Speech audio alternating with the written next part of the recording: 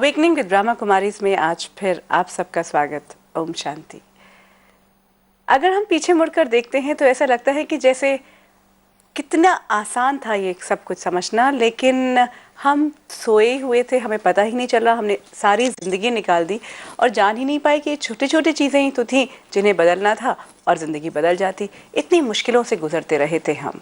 आज एक बार फिर रिश्तों को नई पहचान देने की कोशिश कर रहे हैं और घर से बाहर निकल चुके हैं। अब एक दूसरे परिवार की तरफ बढ़ रहे हैं, वो परिवार जो हमारा कर्म क्षेत्र है, जहाँ हम काफ़ी वक्त गुजारते हैं और हम अच्छा भी महसूस करना चाहते हैं। हम सिर्फ अचीव ही नहीं करना चाहते, हम वो हर पल जो वहाँ होते हैं वो खुश और सुखी होकर गुजारना चाहते हैं। तो क्या है वो गुरु मंत्र, क्या है वो छोटी छोटी बातें जो उन सिचुएशंस में अगर हम इस्तेमाल करते हैं तो वो सुख जिसे हम तलाश रहे हैं अपने कर्म क्षेत्र में वो भी हमें मिल सकता है। हर बार की तरह इस सफ़र की हम सफ़र हमारे साथ हैं ब्रह्मा कुमारी सिस्टर शिवानी। ओम शांति। ओम शांति। सिस्टर शिवानी, अगर पिछली कड़ी को याद करें तो बहुत अच्छी आपने बात दी थी। मैं कहूँगी गुरु मंत्र था कि एक परिवार से निकलकर अगर हम दूसरे परिवार पर जाने की, वहाँ पर जाने की बात करते हैं तो कहीं ना कहीं जो एक प्रेशर होता है, एक सुबह सुबह का जो प्रेशर होता है, जो हमने कहा था कि हफ्ते भर फिर another week, वो हट जाता है। You look forward another week, you know, just the whole attitude changes to going back to the same place. Yeah. And if I remember, हमने ये भी बात की थी कि अगर मुझे अप्रिशिएट नहीं किया जाता, क्योंकि अब मैं परिवार में आ गई हूँ, एक नए परिवार में, एक ऐसा परिवार जो मेरा अपना ही चूज किया हुआ है। हो सकता है वो लोग जिन्हें मैं अपने रिश्तेदार हैं और जो यहाँ जो हैं वो अलग हैं, लेकिन उनके साथ इंटरपर्सनल रिलेशनशिप तो मेरा रहेगा ही। और उन सिचुएशंस को अब मैं कैसे हैंडल करूँगी। तो एक सिचुएशन तो थी कि अगर मुझे अप्रिशिएट नहीं किया मेरे बॉस ने, या कहीं कुछ जो मैं चाह रहा था कि मुझे अप्रिसिएशन मिलेगा या मेरी अचीवमेंट होगी, आगे बढ़ूँगा, वो नहीं हो पाया, उसको भी कैसे हैंडल करें। एक और सिचुएशन जो आम देखी जाती है जब हम काम पर जाते हैं वो ये कि जेलस फैक्टर, वो मुझसे बहुत जलते हैं। मैं जितना भी अच्छा कर लूँ, वो मेरा कोई बॉस नहीं है, मेरे कॉम्पिटिटर हैं और हर बार मेरे खिलाफ मेरे बॉस के या लोगों के कान भरते हैं। उनको कैसे हैंडल करूं? हमें समझना पड़ेगा कि जेलसी क्या होती है, ईर्ष्या क्या है और कौन मेरे से ईर्ष्या करता है। नॉर्मली वी फील कि ये जो ईर्ष्या कर रहे हैं कि you know it's some kind of a complex actually, क्योंकि आपका मुझसे ईर्ष्या करना अर्थात आपका अपने काम पर कॉन्फिडेंस नहीं होना। You know somewhere that may be I can do better than you and that is what creates jealousy. So if मुझे पता चल गया कि you are jealous of me, आपको ईर्ष्या है, तो मुझे अब उस पर परेशान होने की पहली बात कोई बात नहीं है। दूसरा, गुस्सा आप पर करना ये तो बिल्कुल भी नहीं, बिल्कुल भी नहीं, क्योंकि I will have to understand कि आप बहुत ज़्यादा पेन में हैं। यू नो, आप बहुत ज़्यादा पेन में हैं क्योंकि आप बहुत ज़्यादा डर में हैं, आप बहुत ज़्यादा इनसिक्योर हैं। तो अब अगर आप मेरे परिवार का हिस्सा हैं या अगर मेरे अंदर वो कंपैशन है, तो मुझे समझना पड़ेगा कि if you are jealous and आप जेलसी वश कुछ ऐसे कर्म कर रहे हैं, कुछ लोगों से बोल रहे हैं, तो मुझे आपके प्रति सिंपैथी होनी चाहिए। क्योंकि यू नो नॉर्मली हमें नफरत आने लग जाती है, irritation, you don't like, I don't want to be, you know, with the person who's jealous of me. Right, but you will have to look at that person as a wounded person, जिसे चोट लगी है, जो अपनी capability पर अब ध्यान नहीं देकर सारा ध्यान मेरी कैपेबिलिटी पर देखकर अंदर ही अंदर घुलता जा रहा है। अब आपके एंगल से अगर देखो, जिसको ईर्ष्या हो रही है, तो उसके लिए नुकसान ये हो रहा है कि उसकी जो let's say my you know your capacity is here and आपको लग रहा है कि my capacity is little here या my work is a little better, तो आप मेरे वर्क को देखते जा रहे हैं और ट्राई कर रहे हैं कि आप भी उधर तक पहुंचते जाएं या मेरे जैसे करने लग जाएं। नॉर्मली जेलसी में क्या होगा कि हम उनके जैसा करने लग जाएंगे कि वो कैसे करते हैं, कैसे बात करते हैं, कैसे बोलते हैं, कैसे काम करते हैं, कैसे औरों को यू नो खुश रखते हैं, whatever different ways that we want। तो हम इनके जैसा बनने की कोशिश करते रहते हैं। एंड क्योंकि ये नेचुरल है कि हम किसी की तरह बन तो सकता ही नहीं है। लेकिन हम अपने ऊपर ध्यान न देकर, अपनी विशेषताएं, अपनी शक्तियों को सारा भूलकर, अपनी ओरिजिनलिटी भूल जाते हैं, अपनी ब्यूटी उसको भूलकर इनके जैसा बनना शुरू कर देते हैं। एंड इनके जैसा तो बन नहीं सकते, लेकिन जो अपना था वो भी खो जाते हैं। And in the process I am neither here nor I am here and I absolutely collapse. तो जेलेसी से जो हम औरों के प्रति वर्णन करते हैं, एक दूसरे को सुनाते हैं और अंदर खुद ही खुद खुलते जाते हैं, तो हमारी जितनी कैपेसिटी थी हम उससे भी ज़्यादा नीचे आ जाते हैं। तो हमें अगर किसी और के अंदर कोई कैपेबिलिटी दिखाई दे रही है तो एक तो डरना नहीं। See that it is that fear which automatically makes me start going on the wrong track. Fear सबसे बड़ा इंस्टिगेटर है गलत की तरफ जाने के लिए। लेकिन अगर मेरा फोकस बहुत क्लियर है कि मुझे खुशी चाहिए, वो मेरे जीवन का हिस्सा होगी, इर्रिस्पेक्टिव के इस ऑफिस में कितने भी लोग आ जाएं। अब उस खुशी को मेंटेन करने के लिए अगर मुझे अपने परफॉर्मेंस पर भी ध्यान देना है, तो अब अगर मुझे लग रहा है कि somebody is better than me, maintaining my positivity, go and try and learn if you want to learn. उसके लिए हिम्मत चाहिए, requires lot of courage कि आप जाकर दूसरे से सीखते हैं। अगर वो कर ले तो नथिंग लाइक इट। जेलेसी तभी होती है जब सामने वाले के अंदर कोई ऐसी चीज़ है जो हमें फील कर रहा है कि हमारे अंदर नहीं है, और मुझे लगता है कि उस चीज़ के लिए लोग उनको अप्रिशिएट करते हैं। मुझे वो अप्रिसिएशन चाहिए और इसीलिए मुझे उनकी वो वाली चीज़ चाहिए, और क्योंकि मुझे उनकी वो वाली चीज़ नहीं मिलती तो मैं उनके बारे में, अच्छा मेरे प्रति कोई जेलस है, मैंने तो गलती नहीं की, it is not, I am not at fault. उनकी जेलसी ने मेरे लिए मेरी ज़िंदगी मुश्किल कर दी कि मैं उस माहौल में ही नहीं रह पा रहा, because there is lot of negativity. Right. अब अगर आपने जैसे कहा कि उनकी जेलसी है तो इसमें मेरी तो कोई गलती नहीं है, तो सबसे पहले तो ये मेंटेन करना पड़ेगा कि इसमें मेरी कोई गलती नहीं है, मेरा जिस तरह से चल रहा था वो ठीक था। तो अगर मेरी कोई गलती नहीं है तो मुझे कुछ प्रूफ करने की कोई ज़रूरत नहीं है। That's first and foremost. क्योंकि ज़्यादातर आप इमेजिन करिए एक सीन कि ऑफिस में बहुत सारे लोग आपके बारे में बात कर रहे हैं, you enter and you see people talking about you, और यू कम टू नो कि so and so was saying so and so thing about you.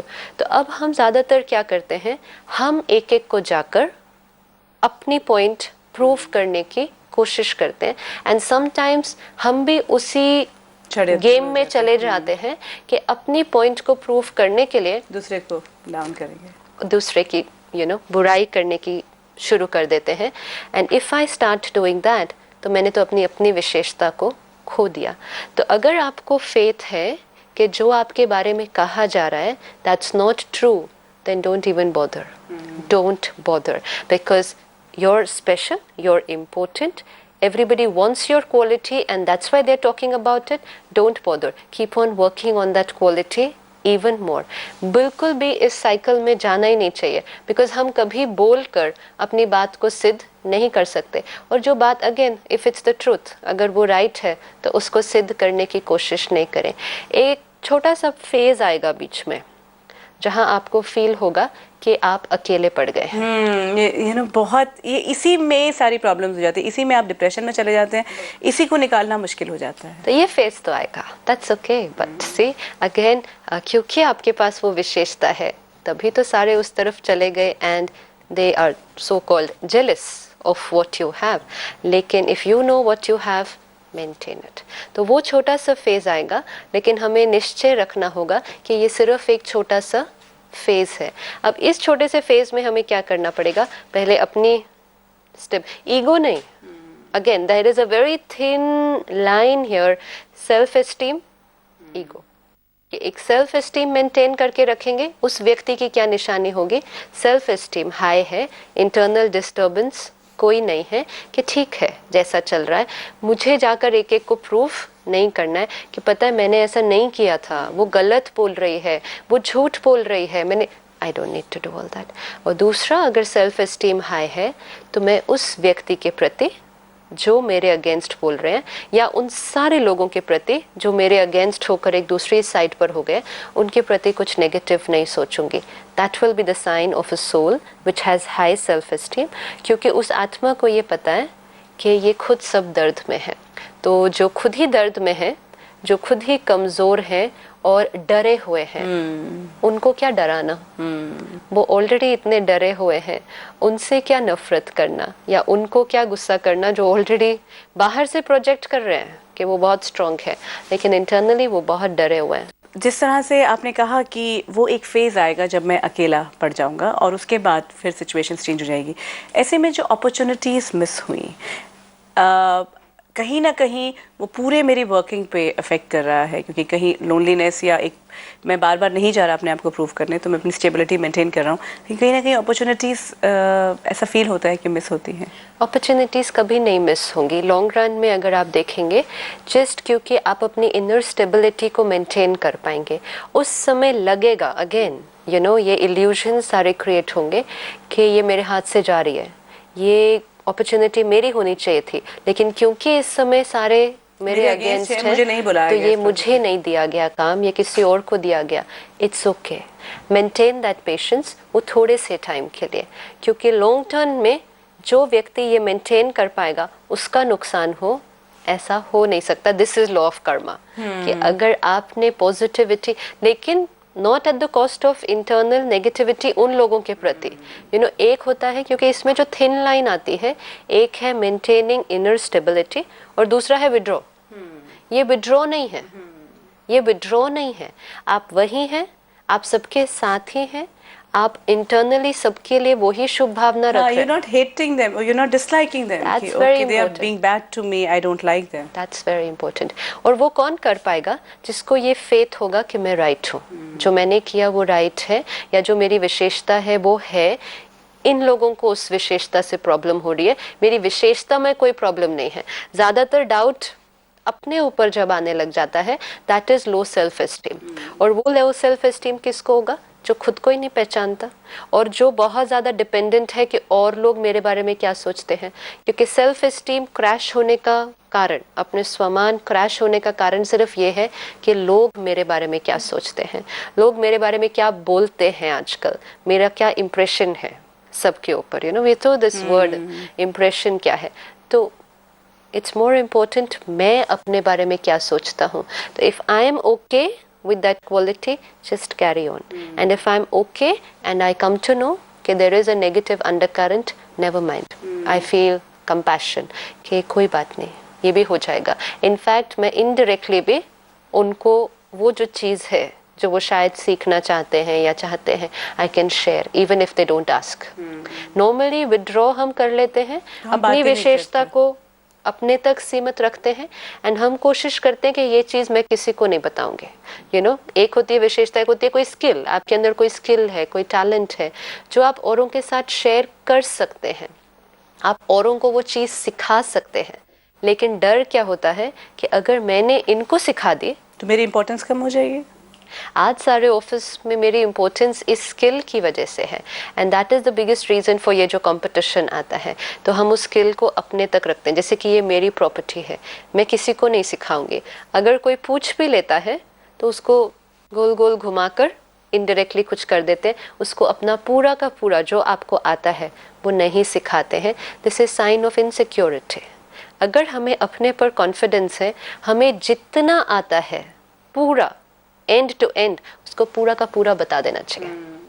ये फेथ होना चाहिए, this is faith on the self. ये पूर्ण faith होना चाहिए कि किसी और को सिखाने से मेरा कुछ कम नहीं हो जाएगा, उल्टा वो विशेषता और भी बढ़ती जाएगी।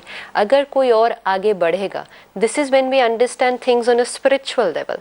अगर हम सिर्फ मटीरियलिस्टिक लेवल पर सोचते हैं तो हमारी थिंकिंग क्या होती है कि कोई अगर और आगे बढ़ेगा तो मैं पीछे रह जाऊंगी, because we looking at things only on that level. Material progress में भी अगर हमने किसी को आगे बढ़ाया है तो शिव बाबा हमेशा हमें ये बताते, किसी को आगे बढ़ाना मतलब खुद ही आगे बढ़ जाना। एंड ये हमने मतलब हर स्टेप पर इसका अनुभव किया है। तो किसी को आगे बढ़ाना नॉट विद द इंटेंशन के ताकि हम आगे बढ़ जाएं, नहीं, लेकिन सच में किसी को आगे बढ़ाने का वो फील आना, कि सब लोगों को ये आ जाए। जो मुझे आता है, I want to just share it with everybody. परमात्मा ने दिया है, I would want to share it with everyone. वो आगे बढ़ेंगे, उनके आगे बढ़ने में मेरा आगे बढ़ना अपने आप समाया हुआ है। बिकॉज अगर हम किसी को कुछ सिखाते हैं तो उससे मुझे क्या मिलेगा? Law of Karma, so many blessings, so many good wishes, जिसको कहते हैं दुआओं का खाता इतना जमा होता है कि वो दुआओं का खाता अगर हम अपनी विशेषता से चलते तो हम इस स्पीड पर चलते, लेकिन अगर जब हमें इतनी सारी दुआएं मिल जाती हैं तो हम इस स्पीड पर नहीं चलते। वी जस्ट एनर्जी एक और मिल जाती है, हमें अपनी एनर्जी नहीं, सिर्फ सबकी एनर्जी मिलती है। और वो जो इतनी सारी एनर्जी हमें सबकी मिलती है, it just pushes us way ahead even in terms of material progress. And most important is कि आपको वो material progress मिला, लेकिन साथ साथ आपकी internal state बहुत happiness की थी। लेकिन सिस्टर शिवानी, यहाँ एक बात मैं जानना चाहती हूँ कि हमने किसी दूसरे को सिखा दिया इस इंटेंशन से कि सबको आना चाहिए, उसमें क्या प्रॉब्लम है। उन्होंने उसी का इस्तेमाल करके मेरी पोजीशन को नीचे कर दिया, और ये बहुत बार देखा गया। यही प्रॉब्लम है, तभी लोग जो हैं वो नहीं सिखाते या अपने पास ही रखना चाहते हैं कि कहीं ना कहीं वो बाकी सारे ताम झाम या जो भी पॉलिटिक्स की हम बात कर रहे हैं उनका इस्तेमाल करते हुए, जो मैं चाहे मैं इनर स्टेबिलिटी में भी रहा लेकिन वो आगे पहुंच गया। तब मेरा क्या रिएक्शन? अगर मैंने किसी और को किस इंटेंशन से कुछ सिखाया था, उनसे कुछ एक्सपेक्ट करते हुए ये नहीं सिखाया था, then I am always going to like कि हमने उनको सिखाया, क्योंकि मेरी भावना है देने की। We understood at every step कि आत्मा का नेचुरल संस्कार है देना, लेना नहीं। लेकिन हमने आज उसको चेंज कर दिया कि हमें सारा दिन लेना है, देना कुछ भी नहीं है। तो देने के बाद हमेशा अच्छा लगेगा। अब अगर इस तरह की सिचुएशन हो जाती है जो आप कह रहे हैं, may be it is possible कि ऐसा हो जाए कि वो व्यक्ति आपसे बहुत आगे चला जाए, but then how does that matter? With what intention did I give it? Did I not share it with this intention कि आगे बढ़े? एक पेरेंट अपने बच्चे को किस इंटेंशन से सब कुछ सिखाता है? इसी इंटेंशन से सिखाता है कि मेरा बच्चा मेरे से भी आगे चला जाए। तो अगर मैंने भी उस भावना से सिखाया होगा कि ये भी सीखे, ये भी सीखे, ये भी आगे बढ़ जाए। एक टीचर एक स्टूडेंट को किस भावना से सिखाता है? नेवर सेज कि आप मेरे को जितना आता है आप उससे कम रहो, नो। एंड फिर वो टीचर को कितनी खुशी होती है, पेरेंट को कितनी खुशी होती है जब वो आगे बढ़ता है बच्चा। तो उसमें कोई उनका नीचे होना नहीं होता है। वो बच्चा हमेशा अपनी सफलता का डेडिकेशन किसको देगा? पेरेंट, उन्हीं को देगा, टीचर को देगा। अब in this case may be you will not get it, that kind of glorification आपको नहीं मिलेगी, लेकिन internal deep within, I think the person knows कि the क्या person knows from where I've got, and sooner or later you will still get it back in terms of material progress. लेकिन जहाँ तक inner feeling की बात है, वो तो आपको already मिल गई है। because when you give it goes through It goes through you. अब अगर उसके बाद आप hurt हो रहे हैं तो इसका मतलब you had given it with an intention. तो हर कर्म में इंटेंशन बहुत इंपॉर्टेंट है कि हम किस इंटेंशन से गिरे। अगर आपको डर है कि कहीं आगे निकल जाए, फिर मत दीजिएगा, because there is a chance कि वो आपसे बहुत अच्छा सीख ले, क्योंकि उनकी कैपेबिलिटी कितनी है। yes. But that's okay, why not? अगर मुझे खुशी हो औरों को आगे बढ़ता हुआ देख, and that will happen when I am not in a race. जो उनकी स्पीड उनकी है, मेरी स्पीड अपनी है, that's okay. I'm going to move at this speed. I like myself at this speed. लेकिन if they go faster, it is fine. I'm happy seeing other cars going ahead of me. Then it's fine. लेकिन अगर डर है तो फिर नहीं देना. Then keep it to yourself. But it's a very limited feeling. आप सिर्फ अपने लिए ही जीते हैं, अपने लिए ही करते हैं, और इसमें कभी खुशी नहीं अनुभव हो सकती। शिवानी, हमने घर की बात की थी तो मूल्यों की बात की थी। कहीं ना कहीं गिरते मूल्य हम घर में बचाने की कोशिश करते हैं, क्योंकि हमें बच्चों के सामने आना है, हमें बच्चों को देने हैं। लेकिन जैसे ही बाहर निकलते हैं, ऑफिस पहुंचते हैं, वहाँ मूल्य ताक पे रख दिए जाते हैं। अपने मूल्य हम बचाने की कोशिश भी करें ऑफिस पहुँच कर, कि जब माहौल ऐसा देखते हैं तो मूल्य जिनमें करप्शन एक बहुत बड़ी बात आ जाती है, या और भी सारे अगर जीवन मूल्यों को देखते हैं और हम ये मान लेते हैं कि जो माहौल है उसी के साथ मैं भी उसी में इन्वॉल्व हो जाऊंगा तो तभी मैं जी सकता हूँ। तो ऐसे माहौल में अपने मूल्यों पे कायम रहना वो बहुत मुश्किल आज के वक्त में लगता है, और अपने मूल्यों को सही रूप में पहचानना, ये दो इम्पोर्टेंट चीज़ें। ये तभी हम कर पाएंगे अगर हमने अपनी लाइफ को प्रायोरिटाइज कर दिया है। अगर हम अपने आप को सिर्फ एक शरीर समझते हैं। अगेन सोल कॉन्शियसनेस पर बहुत इम्पोर्टेंट आ जाता है कि अगर हम अपने आप को शरीर समझते हैं तो हम समझते हैं इतना सा ही तो जीवन है, इस जीवन में जो कुछ मिल जाए यही ज़्यादा इम्पोर्टेंट है, और जो कुछ प्राप्त करना है जल्दी कर लो। So survival of the fittest, just keep getting getting getting, this is how much you have time you want to get, you can get everything. जब ये एटीट्यूड होगा तब हम उसके लिए कुछ भी कॉम्प्रोमाइज़ करने के लिए रेडी हैं। तो मतलब हम छोटी से छोटी चीज़ के लिए भी अपनी वैल्यूज़ को गिव अप कर देंगे। जब हमें समझ में आ जाता कि ये शरीर है, मैं इसको चलाने वाली शक्ति आत्मा हूँ, आत्मा की वैल्यूज़ हैं, आत्मा के गुण हैं, आत्मा के संस्कार हैं।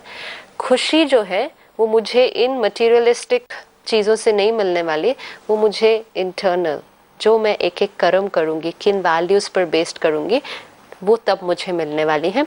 अब मुझे अपनी लाइफ को डिसाइड कर लेना चाहिए कि अगर मुझे एक प्रमोशन, एक मतलब बंगला, गाड़ी, व्हाटएवर दीज थिंग्स, ये सब मिलने वाली हैं एट द कॉस्ट कि मेरी खुशी जाएगी। क्योंकि वैल्यूज़ को साइड पे रख के प्राप्त की हुई वस्तु मन की स्थिति को खुशी कभी नहीं दे सकता, क्योंकि बीज नेगेटिव था। तो हर एक के लिए अलग अलग है। We are not going to say here, और we are not here to tell anyone कि दिस इज रॉन्ग और this is right. This is for you to decide. अगर आप कहते हैं नहीं जी करप्शन के बिना तो पॉसिबल ही नहीं है, दैट्स योर डिसीजन, एब्सोल्युटली आपका निर्णय है ये। प्रेशर, लोग इसमें कुछ नहीं कर सकते हैं, क्योंकि इसी वायुमंडल में लोग हैं जो इस चीज़ के लिए झुकते नहीं है। भले आप समझें कि बहुत थोड़े लोग हैं, लेकिन अगर एक भी कर सकता है तो सब कर सकते, तो हम सब कर सकते हैं। लेकिन शायद उस एक व्यक्ति को जो इसके अगेंस्ट जाता है उसको थोड़ा सहन करना पड़ता है। शायद उसको वो मटेरियलिस्टिक प्रोग्रेस इतनी जल्दी नहीं मिलेगी, वो भी इफ़ यू फील नहीं मिलेगी, शायद नहीं मिलेगी, बट उसके लिए वो इनर सेटिस्फैक्शन शायद ज़्यादा इम्पोर्टेंट है। तो हमें अपने लिए और अपने परिवार के लोगों को प्लीज पूछ लीजिएगा एक बार, ये बहुत इम्पोर्टेंट है, क्योंकि जो मेरी मानसिक स्थिति होगी वो सबको मिलने वाली है। तो अगर कल को मैं परेशान रहूं और बच्चे भी, घर के लोग और भी परेशान रहें, और वो कहें ऐसा किया ही क्यों, and I say I did it so that I could buy you the car, they might say we don't need the car. So when you take the decision of compromising on your values, take the decision with your family, अपने परिवार, because we had decided कि जो right और wrong हम set करने वाले हैं वो परिवार की राय के साथ मिलजुल कर हम सेट करने वाले हैं। तो अपने परिवार में, चाहे बच्चे बहुत छोटे हों लेकिन जो भी बड़े आपके साथ हैं, ask them do we want all this at the cost of values, या क्या हम अपने value system को intact रखें। And 99.9% I would think कि आपको मिलेगा keep it intact। ये हम कॉम्प्रोमाइज कर देते हैं ये सोच के नहीं नहीं नहीं मेरे परिवार को ये चाहिए, हाँ। मेरे बच्चों को ये चाहिए, अगर मैंने अपने बच्चों को ये नहीं दिया तो वो अपसेट हो जाएंगे। नहीं, everybody wants happiness and nobody wants to lose their happiness at the cost of materialistic comforts। हम सोच रहे हैं कि people want happiness with material, it's not like that। I need to talk। और इसीलिए इन बातों की घर में बातें, डिस्कशन होनी चाहिए। We should discuss कि values क्या है, happiness क्या है, how much are we ready to compromise, or should we be that kind of family जो stick to our values। और यहाँ स्ट्रेस, इस स्ट्रेस को कोप करना आना चाहिए, ना कि वो स्ट्रेस जो हम खुद क्रिएट करते हैं। इस स्ट्रेस को एक्चुअली कोप करना नहीं पड़ेगा, क्योंकि कोई स्ट्रेस नहीं क्रिएट होगा, बिल्कुल नहीं स्ट्रेस क्रिएट होगा अगर आपने अपनी चॉइस से वो डिसीजन लिया होगा, अगर वो आपके लिए सबसे इम्पोर्टेंट बात होगी। लेट्स से ऑनेस्टी या ब्राइब नहीं देना या नहीं लेना, if this is more important to me than anything else, then any car और bungalow, I will not get stressed even if my job is at stake, it doesn't matter, क्योंकि मेरे पास वो वैल्यू है जो शायद आज बहुत कम है लोगों के अंदर। तो वो वैल्यू कोई ना कोई होगा जो उस वैल्यू को रिकग्नाइज करेगा, तो मुझे वो टेंशन वाले पीरियड से नहीं गुजरना पड़ेगा if inside I am very sure. लेकिन अगर मैं कमज़ोर हूँ, एक बार सच बोला, थोड़ा सा उसका कुछ प्रेशर पड़ा, नहीं नहीं नहीं सच बोलने से तो नहीं चल सकता, झूठ बोल दो, कर दो, then I am not fit to do it, then I will have to do जो all the things जो सारे लोग कर रहे हैं, and then I will have to get जो सबको मिल रहा है. इट मीन्स वही आ जाती है कि how much I value my values. Absolutely, it's not about ये lame excuse है, ये एक बहाना है कहना कि सब लोग कर रहे हैं, अगर मैंने नहीं किया. And this even applies to you know social addictions वगैरह. हम कहते हैं ओ हम जब पार्टी में जाते हैं, सोशल कल्चर में सब लोग ड्रिंक कर रहे हैं तो मुझे करना ही पड़ेगा, अगर मैंने नहीं किया तो मेरा बॉस मेरे बारे में क्या. Excuses, absolute excuses. क्या इस बेसिस पर किसी की मेरिट डिसाइड हो सकती है? नथिंग.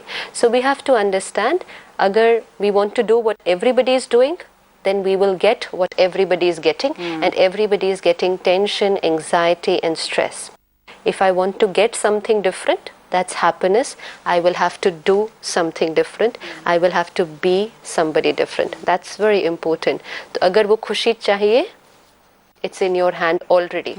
गवाना नहीं है उसको इन छोटी छोटी बातों के लिए. ये जो वैल्यूज की जो बात हम कर रहे हैं, या जिस तरह से जो छोटी छोटी सिचुएशन सामने आती हैं उस पे कैसे आप अडिग रह सकते हैं. अडिग भी रहने की जरूरत नहीं, जस्ट माइंडसेट. प्रायोरिटाइज कि ये बोले ये झूठ बोलना ही पड़ेगा. आई एम सॉरी, मैं झूठ नहीं बोल सकता. Now I am ready to face any consequences for it. आपको ये डिसऑनेस्ट कर्म करना ही पड़ेगा. आई एम सॉरी सर, ये मैं नहीं कर सकता. Now I am ready to face anything, and then it should be anything I am ready to face, because ये मेरे लिए possible ही नहीं है, ये मैं कर ही नहीं सकता. तो fine, maybe it is something a part of the job जो मैं नहीं कर सकता, तो I am ready to face उसके लिए, लेकिन I will not do it. कुछ चीज़ें जो हैं वो अडिग रहनी चाहिए, कुछ चीज़ें चेंज नहीं हो सकती. उनमें ये है चेंज हमें अपने एटीट्यूड्स को ज़रूर करना है, अपने थॉट्स को कर सकते हैं, लेकिन वैल्यूज़ को नहीं, क्योंकि यहाँ हम कॉम्प्रोमाइज़ कर रहे हैं. और यहाँ फ्लेक्सिबिलिटी है, मुझ में फ्लेक्सिबल जहाँ चाहिए वहाँ हो जाता है. सिस्टर शिवानी, ऑफिस में भी बहुत सी ऐसी बातें हैं, बहुत सी ऐसी सिचुएशंस हैं जो अभी भी जिनके बारे में जानना बाकी है. ट्रस्ट की बात आती है, एंगर की बात आती है, और फिर अगेन मेडिटेशनल एस्पेक्ट्स जो हैं कि किस तरह से स्पिरिचुअलिटी इस परिवार में भी एक स्टेबिलिटी ला सकती है. तो अभी बाकी है काम, लेकिन फ़िलहाल आपसे इजाज़त लेते हैं. ओम शांति. ओम शांति. ऑफिस में जब हम पहुंचते हैं, जब हमने उसे मान लिया, स्वीकार लिया कि वो मेरा परिवार है, फिर जब इंटरपर्सनल रिलेशनशिप्स में प्रॉब्लम्स आती हैं, जेलसी की आज हमने बात की, और किस तरह से अपनी वैल्यूज़ पे हम अडिग रह सकते हैं. और अडिग रहना ये मेरे ऊपर डिपेंड करता है. अगेन इट्स माय चॉइस कि मैं रहना चाहती हूँ, किसी और के कारण मैं रहूँ या ना रहूँ वो नहीं हो सकता. तो डिसीजन हर बार की तरह मेरे हाथ में रहेगा. कोई ऐसी बात है जो आप हमारे साथ शेयर करना चाहते हैं, कोई सवाल गुनगुना रहा है, तो आपका स्वागत है. आप हमारे साथ शेयर कीजिए उसे, हमें फ़ोन कीजिए या फिर ईमेल पर भी संपर्क कर सकते हैं. हमारे फ़ोन नंबर्स हैं 9999344555, 9999344666, 9873666555. हमारा ईमेल आईडी है omshanti@bkmail.org. वक्त है कि आपसे विदा लें, लेकिन इसी वादे के साथ कि अवेकनिंग विद ब्रह्मा कुमारीज में कुछ और रिश्तों के बारे में बात करें से जब हम ऑफिस में होते हैं तो एक फेथ या ट्रस्ट या विश्वास का रिश्ता होता है, और साथ ही जिस एंगर को हम कई बार सही मान लेते हैं उसे भी क्या सही माना जाना चाहिए, क्या बिना गुस्सा किए भी ऑफिस में काम चलाया जा सकता है. ऐसे ही कई और बातें हैं जो हम अगली कड़ी में ज़रूर उठाएंगे. तो आप इंतज़ार कीजिए, मुलाकात करेंगे अवेकनिंग विद ब्रह्मा कुमारीज में. ओम शांति.